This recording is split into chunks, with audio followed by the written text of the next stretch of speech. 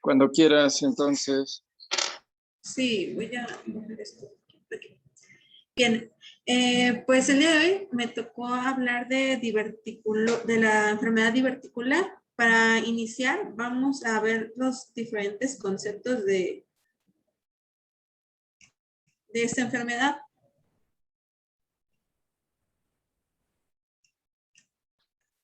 Bien, primero vamos a definir qué es un divertículo. Este va a ser una protrusión de la pared intestinal que puede ser desde de cualquier parte del tubo digestivo. Los divertículos los podemos dividir entre divertículos falsos y verdaderos. Van a ser falsos cuando no involucren la pared muscular de la pared intestinal y verdaderos cuando sí le involucren. Propiamente diverticulosis se va a referir a la presencia de divertículos en la pared intestinal. Eso no van a producir alguna sintomatología. Cuando estos empiezan a producir sintomatología, se va a definir como enfermedad diverticular. A su vez, la enfermedad diverticular la vamos a dividir en dos, en sintomáticas no complicadas y en complicadas. Al estar revisando el tema, encontré que incluso va a haber formas de diverticulitis no estrictamente complicada, porque cuando nos referimos a complicada va a ser si hay una estenosis, alguna fístula o hemorragia, pero también puede caer la presencia de diverticulitis con cambios macroscópicos, más no complicados. Eso también se va a definir como simplemente una diverticulitis. Un poco de epidemiología, vamos a ver que para poder dar una cifra verdadera para diverticulosis, como no asintomatología, pues en realidad no podemos tener una estimación ni siquiera verdadera acerca de este signo en sí, porque no presenta síntomas.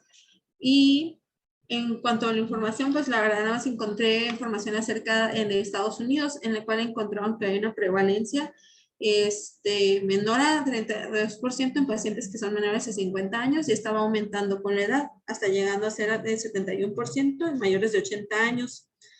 Siempre se ha asociado que es por cambios, por estilos de vida, que su factor de riesgo principal son los estilos de vida. Dentro de los artículos que estuve revisando, encontré que se había encontrado un factor genético, más no es determinante para que se produzca la enfermedad. Entonces, si hay un factor genético, más no va a ser la causa principal o que vaya a ser la diferencia entre los estilos de vida. Vamos a encontrar que la diverticulitis complicada va a ser la principal causa de sangrado tubo digestivo. Y como es más frecuente en gente pues de la tercera edad, pues vamos a encontrar que si es una causa de sangrado tubo digestivo bajo, pues va a ser principalmente la diverticulitis va a ser la principal en los mayores de edad. Siempre como pues el signo clínico que podemos tener es la hematoquesia, el sangrado de tubo digestivo alto puede confundirse con uno bajo cuando el sangrado es muy profuso, porque puede dar datos de hematoquesia. La epidemiología lo dividen así. En países del occidente vamos a encontrar que es la zona más frecuente en la que se encuentran los divertículos va a ser en el colon descendente y el sigmoides. Y esos principalmente van a ser asociados a estilos de vida y van a ser por divertículos falsos, o sea, aquellos que no involucren la capa muscular. Y en países del oriente vamos a encontrar divertículos en colon ascendente. Para los pacientes de raza negra, estos van a predominar, van a ser más frecuente en todos los casos, o sea, le ganan a la raza asiática, le ganan a los de occidente. Ellos van a predominar en cualquier parte del intestino. Y van a ser las razas que tengan más frecuentemente divertículos, meramente divertículos. Bien.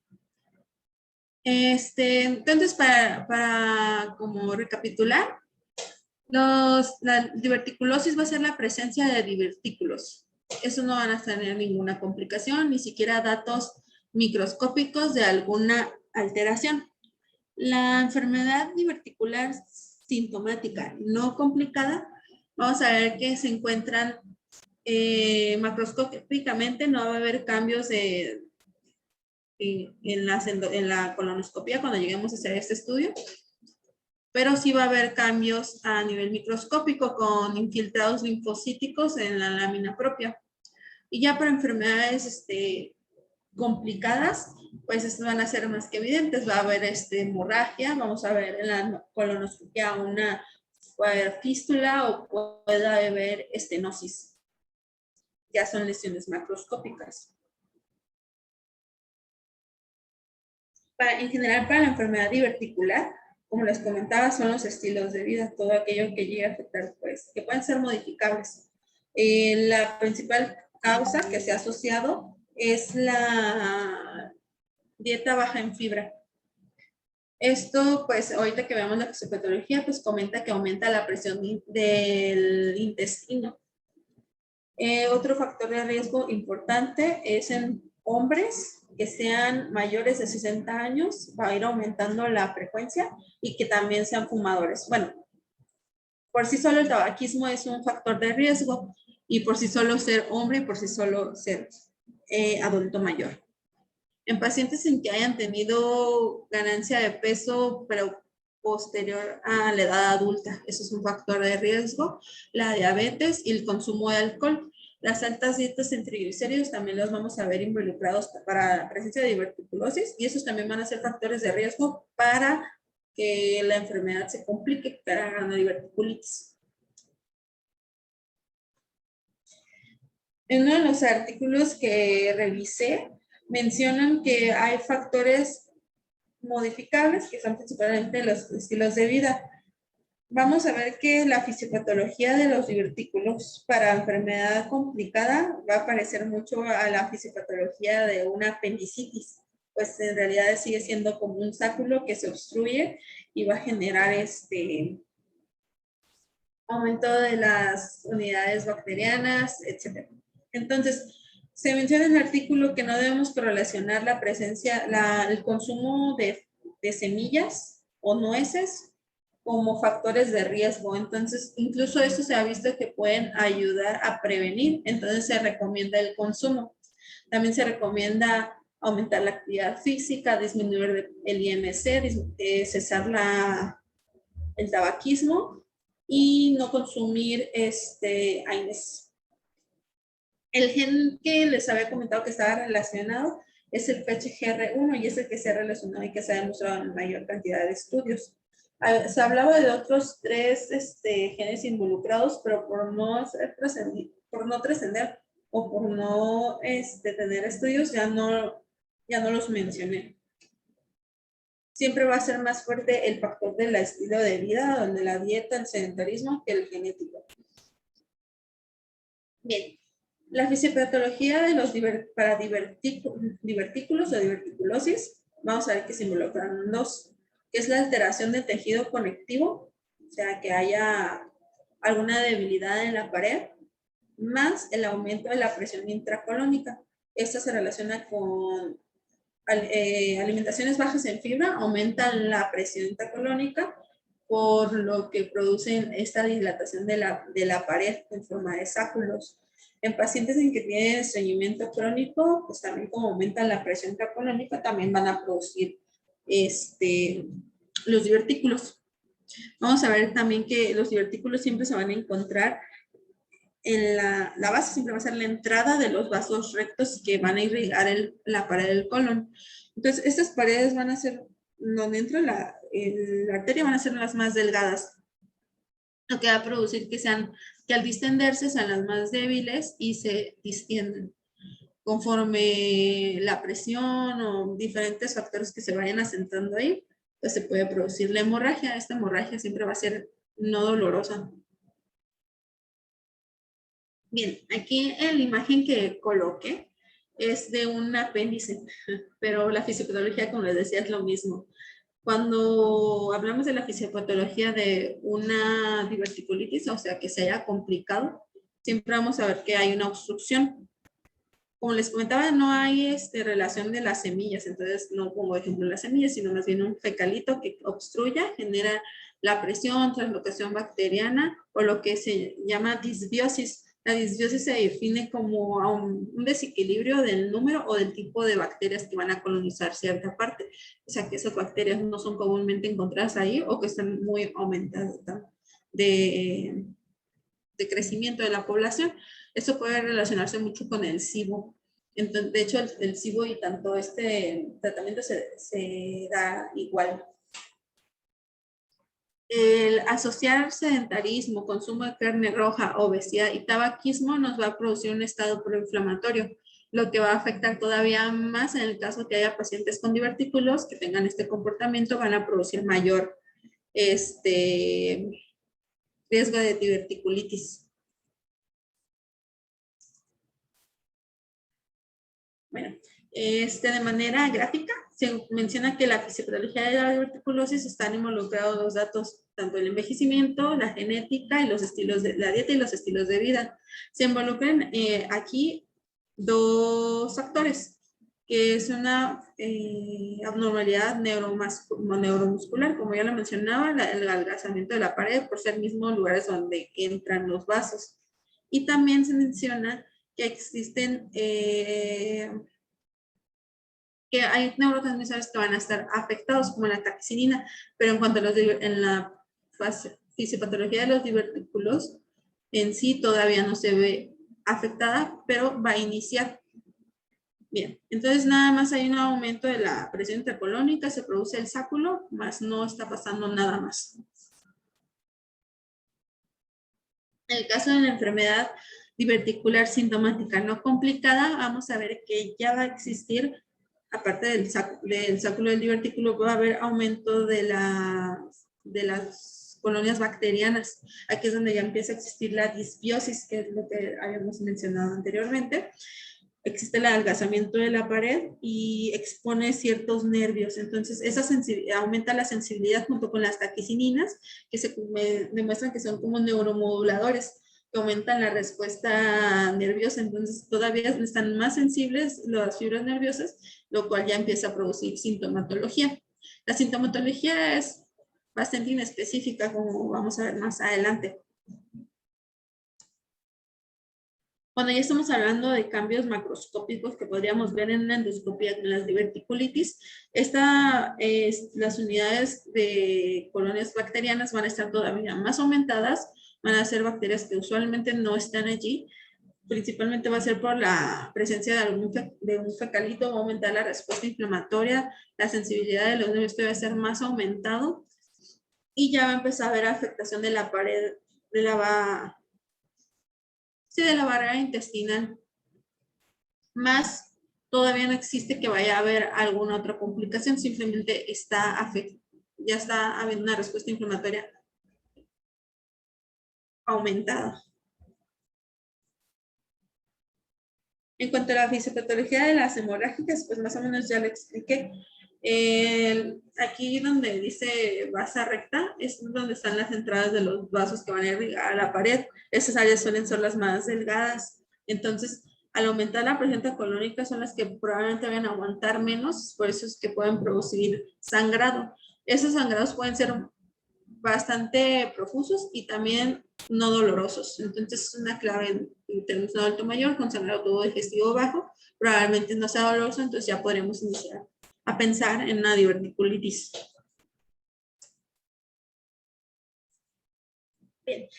Se menciona en varios artículos la presencia de la calprotectina. La calprotectina se refiere a una proteína que se encuentra dentro de los neutrófilos, que de manera normal, si no hay una respuesta inflamatoria acelerada y no hay una ruptura de neutrófilos, esta no está aumentada. Entonces se menciona cuando no está aumentada, los valores son menores de 50. La calprotectina se va a medir en heces y sirve para diagnóstico diferencial. Los síntomas de una diverticulitis no complicada puede ser muy parecidos a una enfermedad de intestino irritable. Entonces, para ver la gran diferencia entre estos, se menciona que puedes medir los niveles de calprotectina. En una enfermedad de intestino irritable no vamos a tener aumento o incluso va a estar disminuida, va a ser menor a 50. Pero en enfermedades ya para demostrar una diverticulitis, la vamos a encontrar mayor a 50, entre otras enfermedades que pueden producir enfermedades inflamatorias. El cuadro clínico en sí es muy inespecífico. La diverticulosis no da síntomas, es la propia definición de una diverticulosis. La no complicadas son inespecíficos, como dolor abdominal leve, que se refiere que es un dolor frecuente, muy leve, pero que puede hasta cronificarse. Hay distensión abdominal y el paciente va a referir cambios en los hábitos intestinales, en el cual a lo mejor no está teniendo las mismas evacuaciones que había estado teniendo pues, toda la vida. En la complicada, pues el signo principal que vamos a encontrar es la hematoquesia. Esta pues la presencia de sangre en heces. Vamos a tener datos de distensión abdominal o datos de obstrucción. También dolor abdominal agudo que nos va a hacer sospechar de alguna, pues sí, de dolor abdominal agudo, de un abdomen agudo, disculpen. Y que pueden llegar a sospechar de peritonitis, porque cuando se llegan a complicar tanto, se pueden perforar y asociados los síntomas de un abdomen agudo, pero se llegan a complicar. En cuanto a los estudios que podemos solicitar de gabinete, se sometieron a estudio el ultrasonido, la tomografía y la resonancia magnética. En cuanto a la tomografía, era el estudio de elección para estudiar los divertículos. De hecho, la escala de Hinch está basada en la tomografía, pero ya se han hecho varios estudios y se han comparado pues estos tres y no hay una gran diferencia.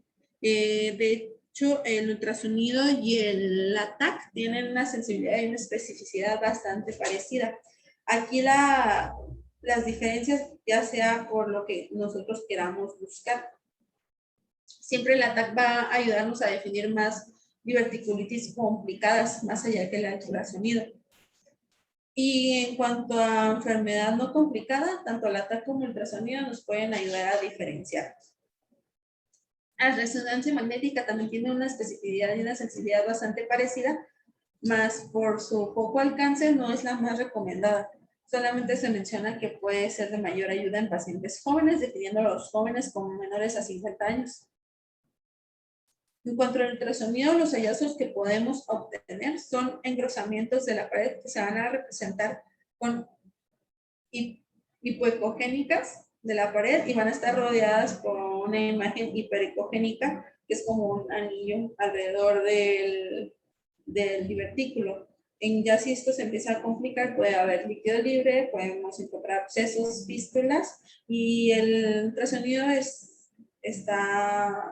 tiene la ventaja de que nos permite hacer seguimiento de la enfermedad. Siempre la vamos a iniciar de primera elección para iniciar diagnóstico, ya si existen datos de duda o que puede existir alguno. Queremos valorar si todavía es más grave la situación, podemos o debemos de solicitar un ataque. En cuanto al ATAC, su ventaja es que nos va a ayudar a detectar abscesos a distancia, en que también podemos pasar contraste para ver si hay extravasación, o sea, si hay datos de perforación. La ATAC tiene la ventaja también de que pues visualiza áreas más profundas y no es dependiente si el paciente tiene obesidad o alguna otra cuestión que no nos permite valorar mejor. También el ATAC nos va a ayudar mejor para definir qué pacientes van a llegar a requerir una colectomía o manejo quirúrgico o quienes no. La desventaja es que no podemos someter a nuestros pacientes a ATAC seriadas por la exposición a radiación. Y en cuanto a la resonancia magnética, no hay gran diferencia. Y como les mencionaba, la verdad es que pues no es como que la tengamos al alcance. ¿En quiénes vamos a decidir una colonoscopia?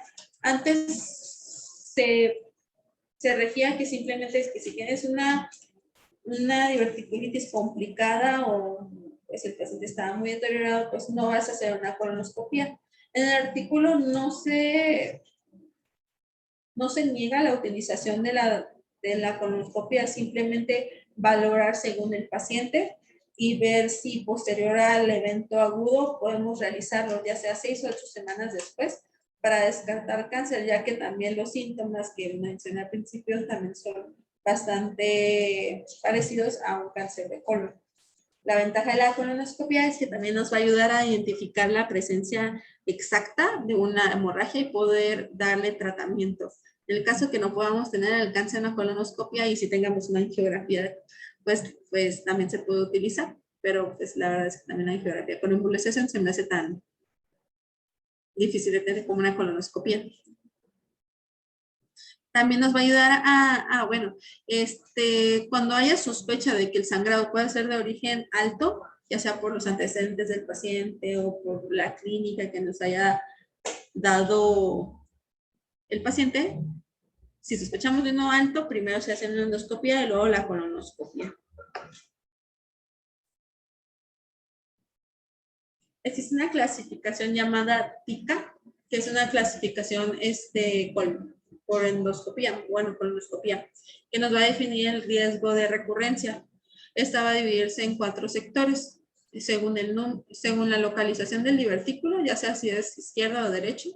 Siendo en el izquierdo le damos 2 puntos y en el derecho 1 punto. Si tiene menos o más de 15 divertículos, si tiene menos de 15, 0 puntos y más de 15, 1 punto. Si existen datos de hiperemia, edema, erosiones o SCAT. De hecho, el SCAT es una enfermedad que se dejó de presentar como un espectro de la diverticulosis, sino más bien como el síndrome intestino irritable, que es la asociación de colitis con divertículos, más los datos macroscópicos de inflamación no se encuentran dentro de los divertículos. Entonces, es como asociar la presencia de divertículos más una colitis. Bien, en caso de SCAT daríamos 3 puntos. Si existe estenosis o sangrado, vamos a darle hasta 4 puntos y lo vamos a dividir en 3 clasificaciones, leve, moderada y severa. Y si es mayor a 7 puntos, vamos a decir que es un alto riesgo de recurrencia. Para la clasificación de los divertículos, existen tanto clasificaciones clínicas, pero la que encontré mencionaba que era la de Hinchey, pero la de Hinchey no modificada es una clasificación quirúrgica. Entonces, tanto como paciente que te va llegando, en realidad no lo podrías aplicar, sino porque estaría hasta después, sería intraoperatoria. Entonces, nada más me limité a colocar las clasificaciones radiológicas, que es la Ambrosetti, la Hinchey y la Hinchey modificada.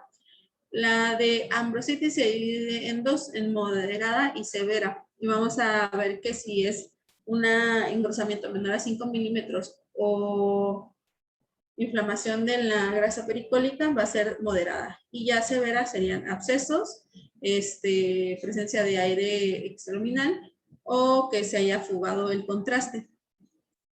Y la Hinchey modificada se divide del 0 al 4, en el cual el 0 simplemente es una diverticulitis clínica. En ese nada más damos tratamiento conservador.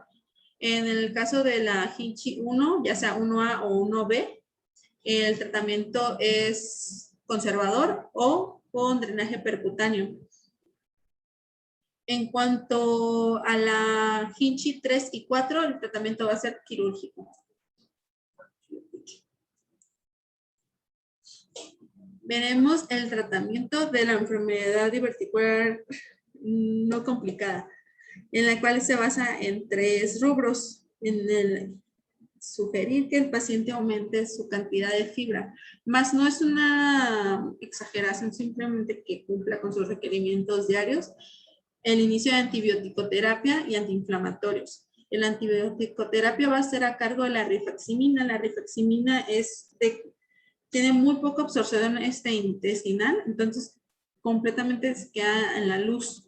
Esto va a ayudar a reducir la presencia de la producción de gas, a su vez va a disminuir la presión.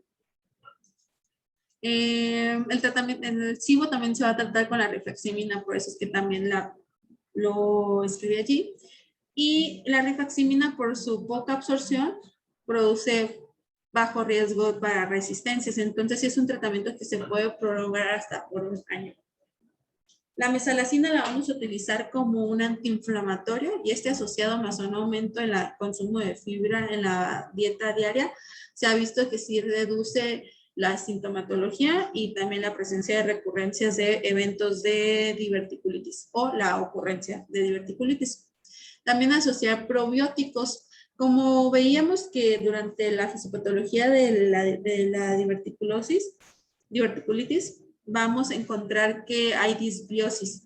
Entonces, los probióticos nos ayudan a regular la flora intestinal. Entonces, pues, por eso es que se recomiendan, aunque no hay mucha demostración de que funcione al 100%. Bien, en el caso de las no complicadas, el manejo se va a dividir tanto si es de bajo riesgo o de alto riesgo. Hay que recordar que si el paciente es inmunocompetente, si tiene comorbilidades o no tiene algún apoyo de parte familiar, estos también van a ser factores de riesgo para que sea de alto riesgo.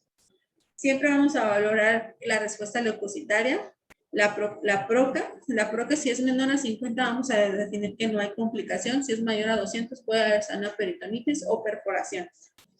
Vamos a valorar la presencia de la calprotectina, siendo que mayor a 50 va a ser de riesgo para diverticulitis. Bueno, va a ser de asociación a diverticulitis. Tanto para la no complicada de bajo riesgo o de alto riesgo, iniciando el tratamiento ya tiene que haber mejoría entre los 2 y 3 días. De hecho, se recomienda que si a los 2 o 3 días hay mejora, hay que darlo de alta y que continúe el tratamiento en casa. La de bajo riesgos va a ser simplemente con líquidos. Vamos a quitar la dieta, solamente va a ser dieta líquida, reposo y no se recomienda tanto los antimicrobianos orales. Solamente seguir con su tratamiento previo si es que ya usaba la rifaximina.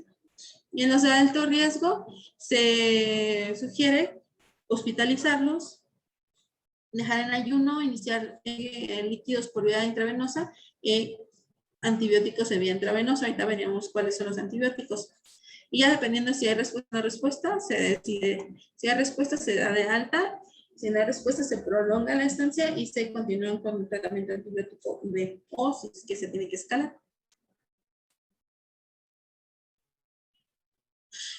Bien, pues en diverticulitis hay que considerar si hay comorbilidades. Si tiene síntomas prolongándose por más de 5 días o si la PROCA es mayor a 140, es un paciente que puede complicarse.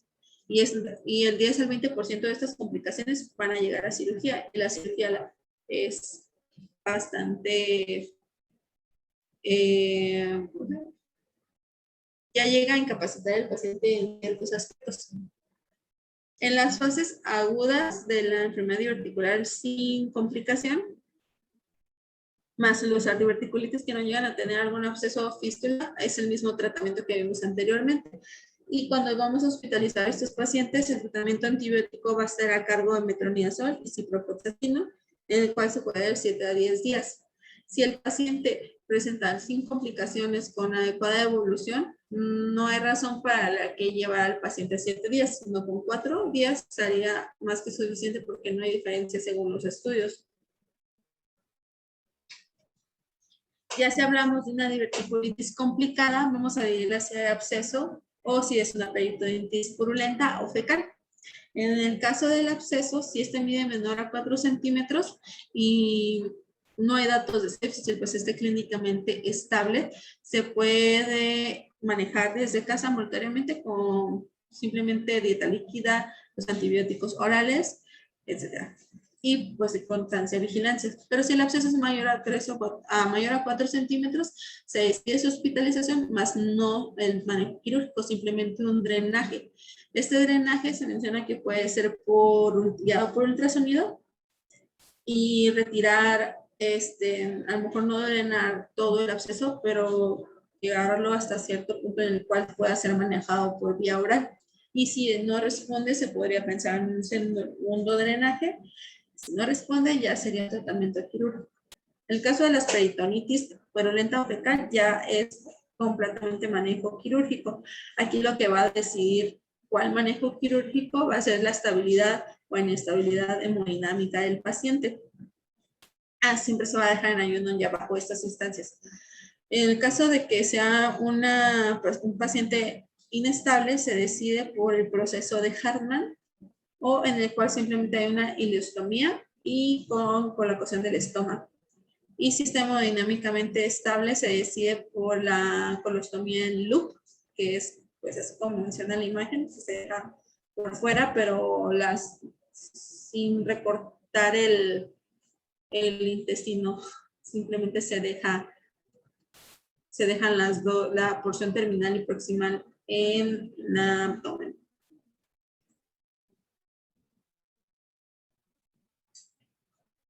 Ok, vamos a encontrar que los pacientes que hayan cursado con una diverticulitis complicada, en su gran mayoría quedan con, pues, secuelas, por así decirlo, en una enfermedad, que quedan con una enfermedad no complicada, con la sintomatología, la distensión abdominal, los cambios en hábitos intestinales, o pues diarrea, estreñimiento, etc.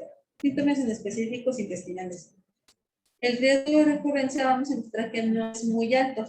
Se menciona que puede ser hasta el 36% y solamente si recurre va a ser dentro del primer año.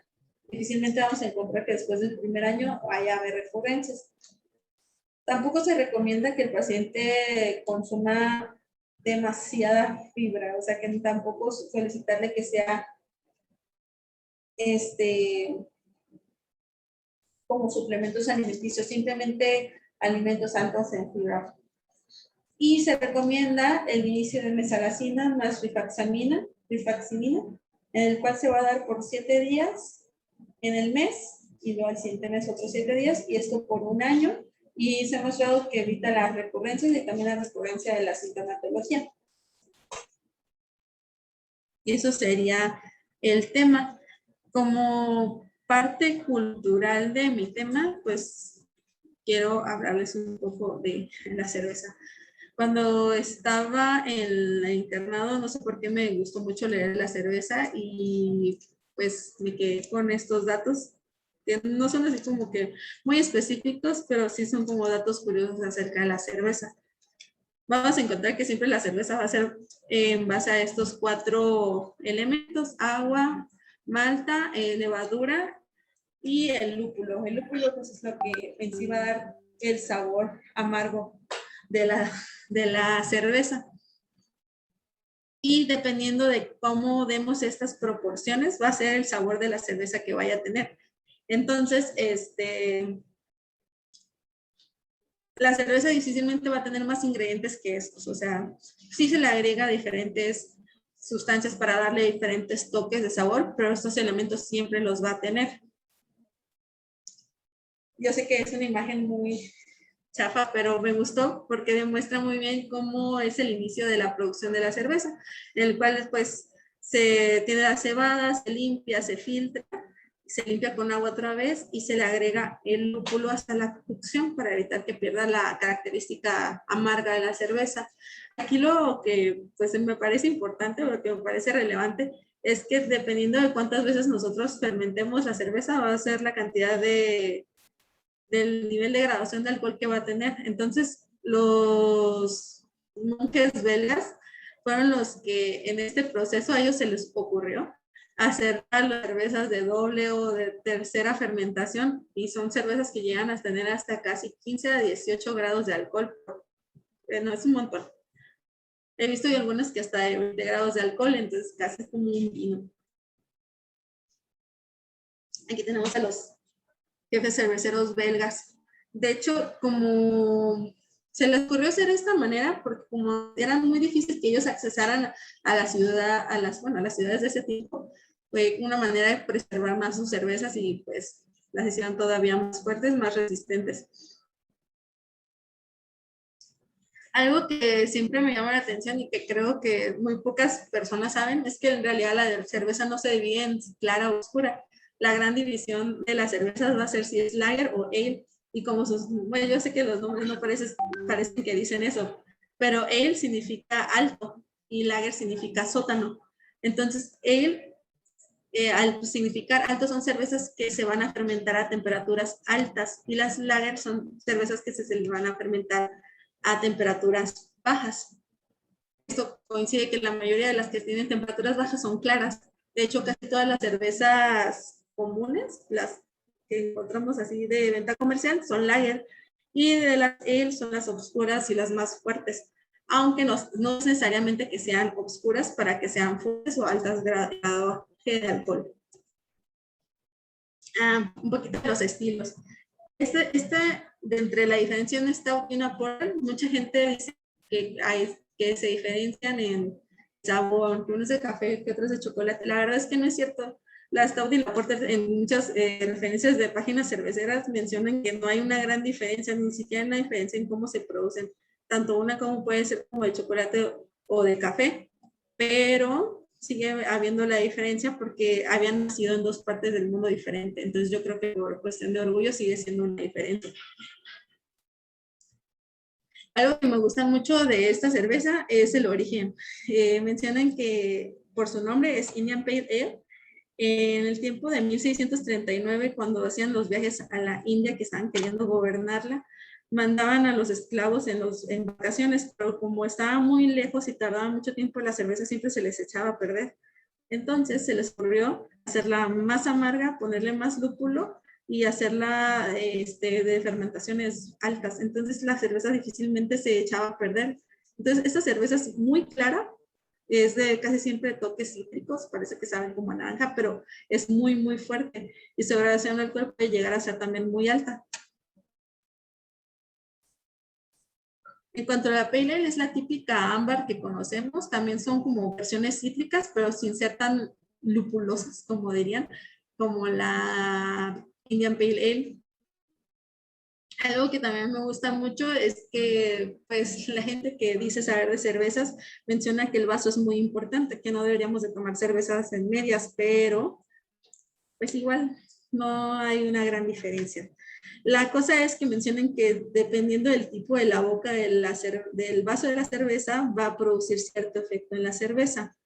Si tiene una boca ancha, permite que se vuele, que sea más volátil el sabor y se conserva más la espuma. Entonces, al conservarse más la espuma, evita que se oxide la base de la cerveza y permite que se mantenga el sabor. Y en las copas estrechas pues hace el efecto contrario.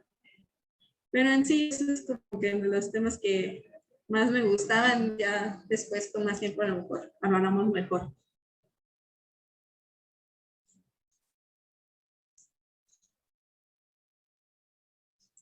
Ya acabé. Muy bien. Pues a ver, veamos. Entonces, regresemos al tema. Luego comentamos de la cerveza. A ver, por allí si hay alguna pregunta o comentario sobre lo que nos acaba de platicar Vicky.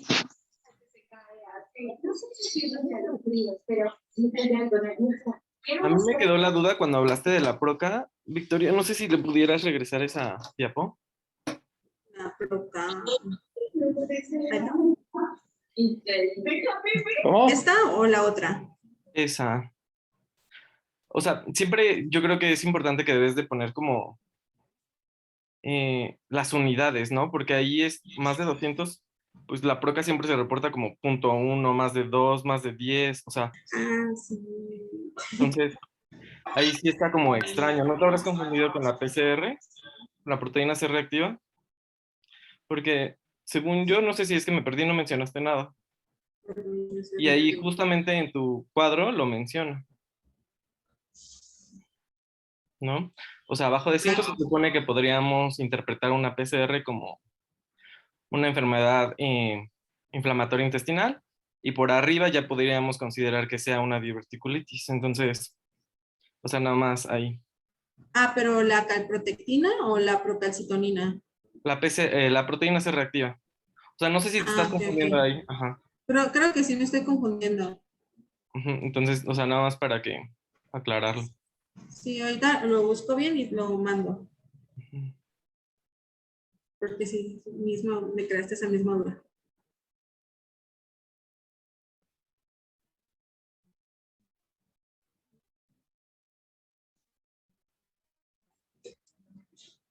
Entonces, la observación, ¿cómo quedó? Perdón. Le faltó PCR y de la determinación. ¿Y qué más dijiste de la PROCA? Es que me De distraje la con el PROCA, es mensaje del que, doctor.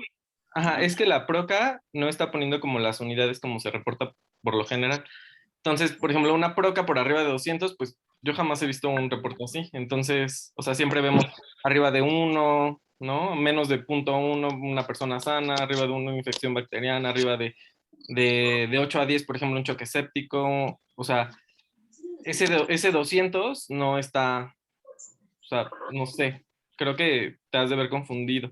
Y de hecho, en el mapita, pues ahí marca, o sea, es proteína C reactiva, ¿no? Algo que es un poquito más como fácil de ocupar, más al alcance. Tal vez también te faltó mencionar eso, que es algún dato importante para la diverticulitis. Sí, eso es muy importante, las unidades, ¿no? Ujú. Ahorita pues estamos teniendo un poquito más de acercamiento a esta prueba y valdrá la pena que la estén siguiendo y que identifiquen bien esto que menciona Arturo. Realmente cuando tenemos que se empiece a elevar, órale, que sí parece que sí tembló, entonces Ujú. espero que todos estén bien, que no haya pasado más que un susto. Oigan, ¿y la calprotectina qué les parece? Pues, pues está bastante bien, ¿no? O sea, no sé si en el hospital la tengamos, pero pues como es un diagnóstico para el síndrome que ayer estábamos justamente hablando, en vez de solicitar algo invasivo como una colonos o inclusive pues, radiar al paciente pues nada más de gratis, pues este estudio estaría como muy bien. Sí. ¿Qué creen que estoy viendo que está moviéndose mis candelabros? Sí, sí, tembló. Qué cosa. Yo no sentí nada.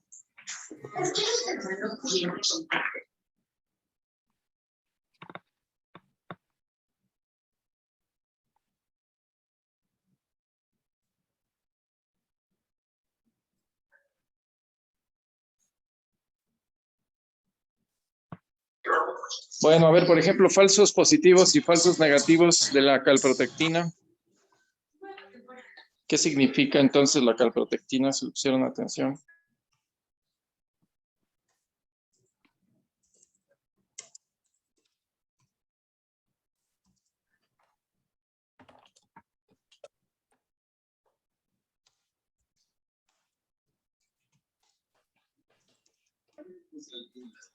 Sí, Nefta, es septiembre. Es el mes maldito y estamos a 7, ¿verdad? Casi, cerquita.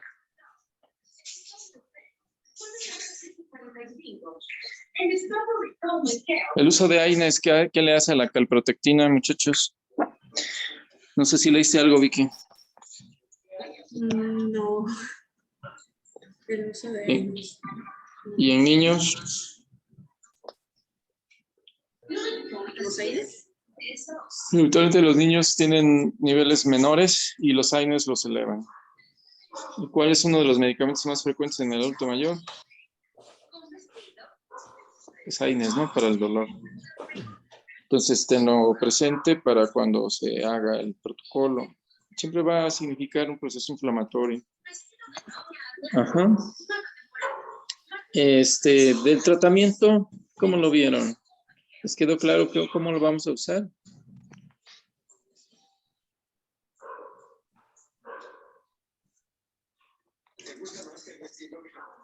Por ejemplo, cuando da la recomendación de la fibra,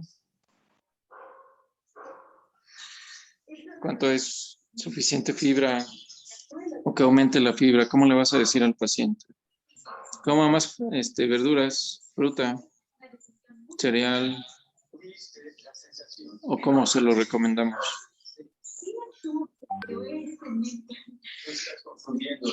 Contéstame, no seas mala, lo que tú sepas.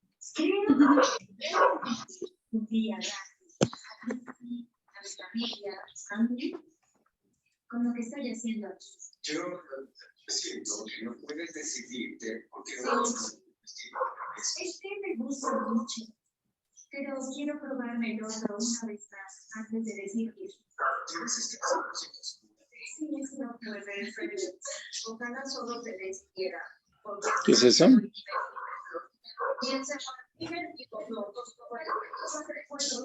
Pues aquí dentro del texto no encontré como una recomendación de qué tantas frutas o qué tanto debería comer algo. De hecho, incluso llega a recomendar una dieta basada en puras verduras, bueno, como vegetariano, y que la podrían adoptar, pero así como cantidades, nada más de aumentar, disminuir carne roja, disminuir el estilo de comida occidental, menciona. Entonces, Y más mediterránea, ¿no?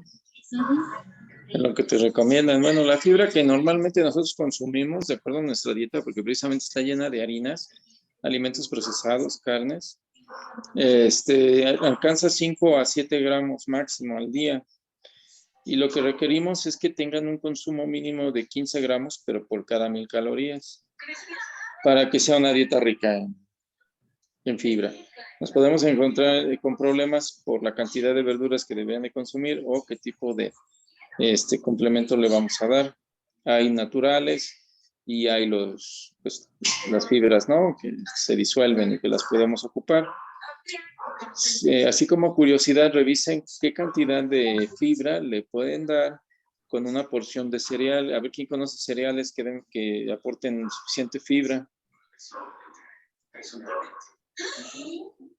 Sí, ¿quién me dice alguno? Pues la avena, cebada. Ajá. ¿Y cómo le dices que se la tome o se la coma?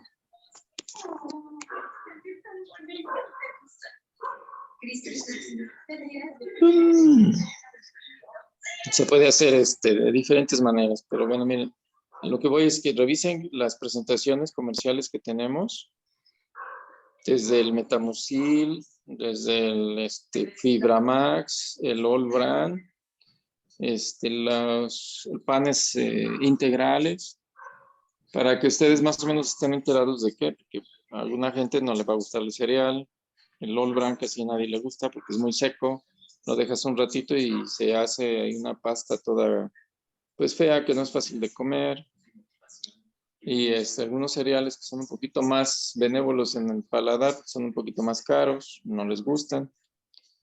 Y la fibra que se disuelve, pues afortunadamente hay un montón, nada más tiene el inconveniente que hay que tomárselo en suficiente agua y hay que tomárselo rápido, porque si no también se hace como gelatina y tampoco se la quiere pasar el pacientito mayor. Pasando a los medicamentos, ¿qué cantidad de mesalazina se les da? Ya por ahí mencionan qué momento deberíamos de dárselo. Al final les voy a pedir una pequeña tarea. Pero, ¿cómo la indicamos, Vicky? ¿Qué cantidad? ¿Cada cuánto? Porque estamos hablando de un problema distinto a las enfermedades inflamatorias intestinales, ¿no? Entonces, ¿quién sabe? ¿Quién dice?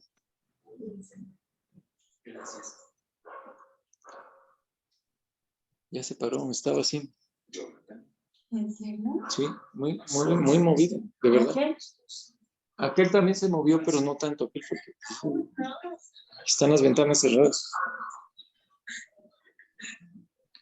Entonces, jóvenes, contéstenme. No sean gachos, que se siente feo, dice el doctor Lascano. No dejen sola a Vicky. A ver, alguien que tenga idea. Pues como la he visto, que se le deja, son de 500, cada 8, pero como en fases agudas. Pero de mantenimiento, híjole, no me acuerdo cómo es la división. Ya. ¿Cuál es la dosis máxima, Lupita, La dosis máxima, de la mesa? mm,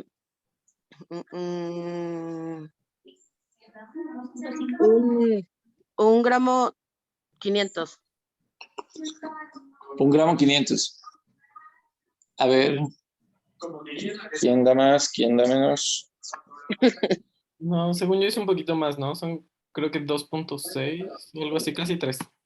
Casi 3. Sale, ya vamos en 3. Dani, ¿alguna idea? Prendan su cámara, no sean gachos, que no vea a nadie. Dani. Ahí voy. Según yo era, bueno, se calcula por dosis de peso. Según yo 75. son máximo 75 miligramos por kilo de peso, que serían como, no sé, en un paciente 70, como 5 gramos. Como 5 gramos. Bueno, ya vamos para arriba. A ver, ahora una R Dios. ¿Quién está de R Dios? Jessy. Ah, no.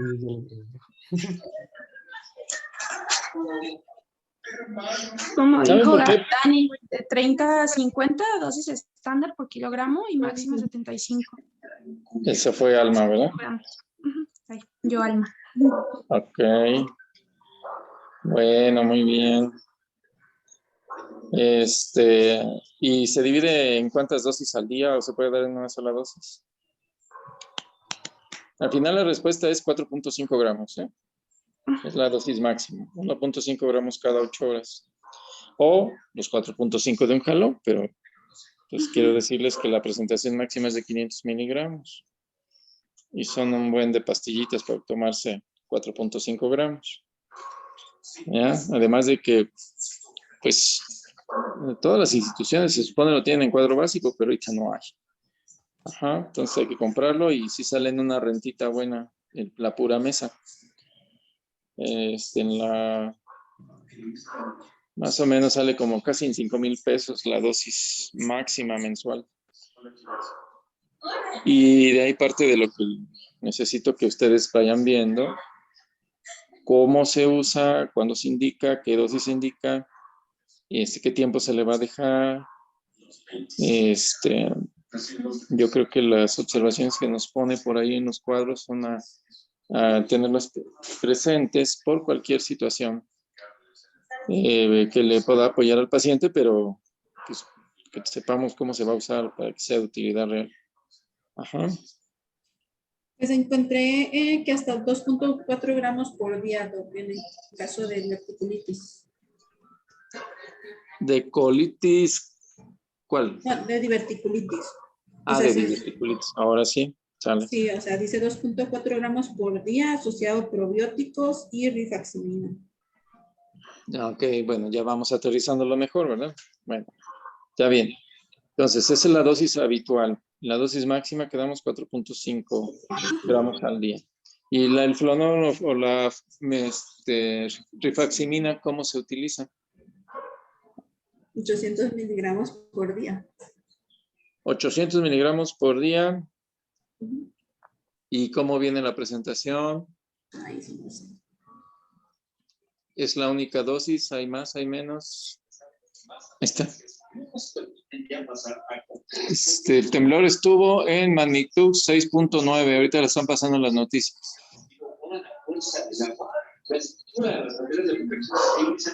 Híjole, a ver qué pasa en México. Me movieron toda la silla. Sí, mi doc, sí es cierto. 6.9 estuvo fuerte. Haz de cuenta que me sentí en la Roma. Fue la cerveza, doctor.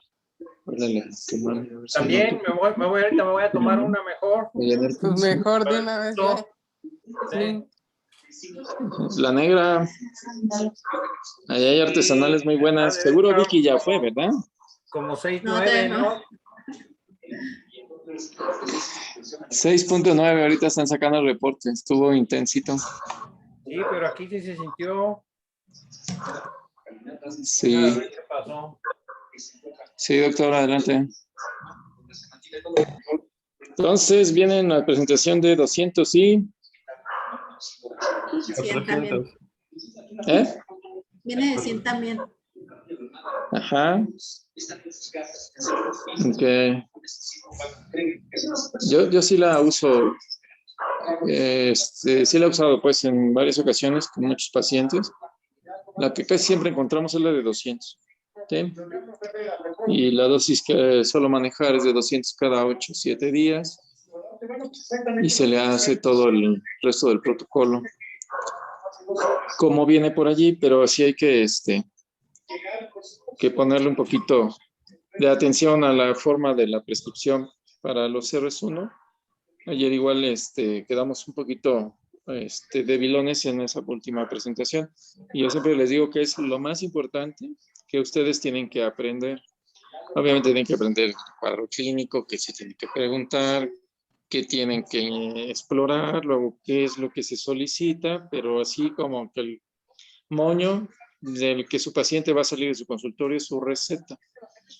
Y la prescripción tiene que ser muy buena, porque si no, no van a regresar, porque no se van a componer, se van a sentir inseguros, se van a sentir incómodos. ¿Sí? Entonces, pongan un poquito más de énfasis en eso.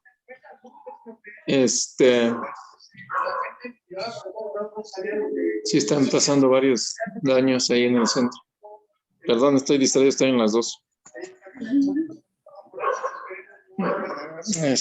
Ok. De los estudios de laboratorio, sí quisiera entonces que hiciéramos como también una pequeña revisión para las unidades que estamos manejando de la PROCA. Pues de hecho yo sí he visto en el hospital reportes mayores a 200. De hecho ahí tengo una fotito, luego se las paso. Sí. A mí también me ha tocado.